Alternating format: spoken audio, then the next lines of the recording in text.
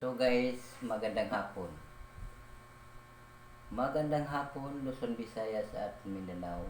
So mayroon ako guys nga ibibigay no nga history sa bilang maging ama no. So hindi ko pa ito maumpisahan guys, shout out ko sa lahat ng mga tatay at mga nanay.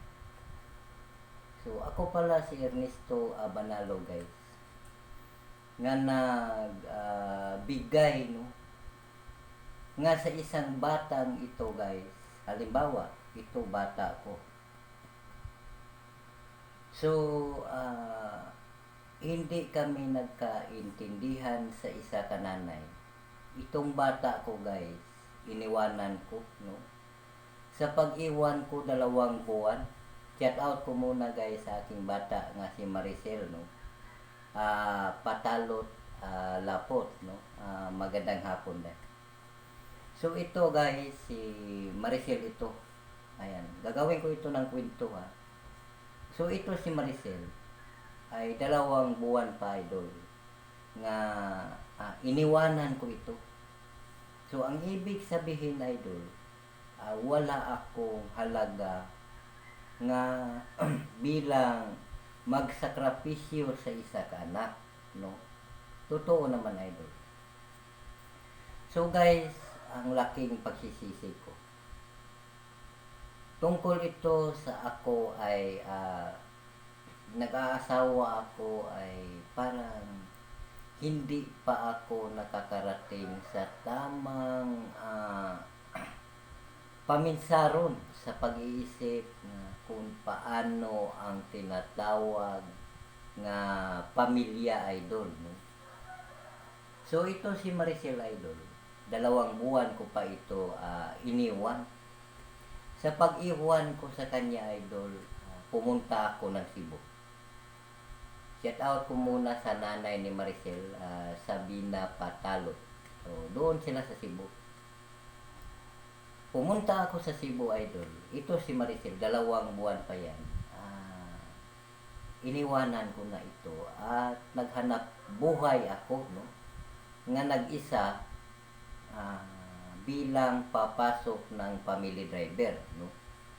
So nakaamo ako ng mga tiyong, mga go no. So ayan, hindi nagtagal idol, parang nakalimutan ko na ito si Maricel at pati nanay niya. So sa akin ang kasalanan idol no.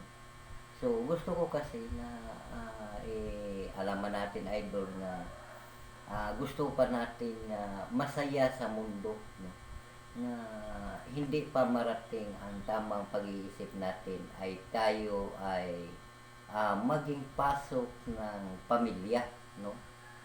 So ito si Maricel idol, ano na ito ngayon, mag 23 years old na ito no. Ayan, shout out ko sa iyo dahil no, magandang hapon, pasensya na nga bilang ako ang iyong amay nga wala ng pahalaga sa iyong buhay. So shout out ko sa lahat ng may mga kabataan katulad sa akin na ibaliwala na no. So ang pagsisi natin guys, totoo pala ang kwentong nandyan sa bandang huli. So ngayon guys, alam kong sa bawat post ko, sa bawat live ko, nanonood ang aking anak no. So galing sa 2 buwan idol ay hindi ko na sila na kita no, ang aking anak hanggang ngayon nga malaki na siya. Iwan ko ngayon ang guys kung nag-aasawa na ba o wala pa. Ang balita ko idol, nagpatuloy sa pag-aaral no. So ayan, huwag kayong maging katulad sa akin ha. Shout out ko sa lahat.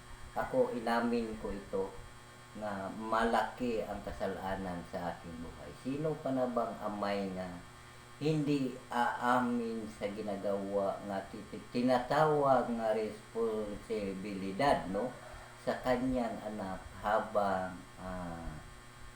papatagumpayan sana.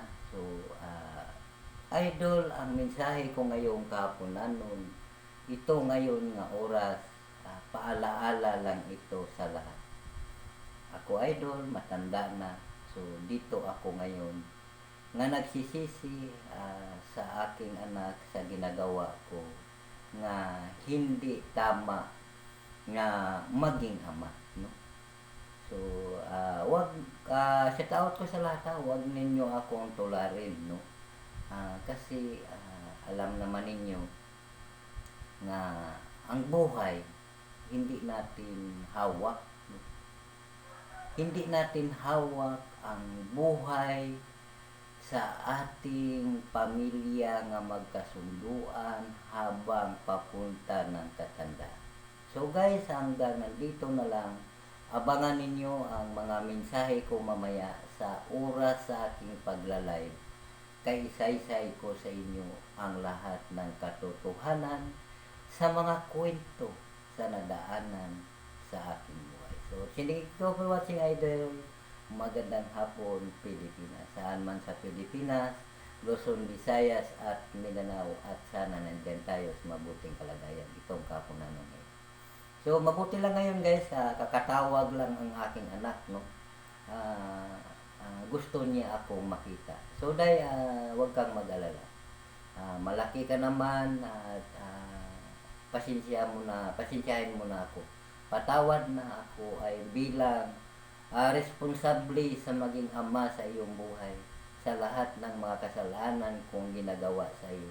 Saludo ako dahil, no, nga wala akong kwenta nga maging ama sa iyong buhay. Good luck, God bless us all. Mabuhay ka sana. Bye bye.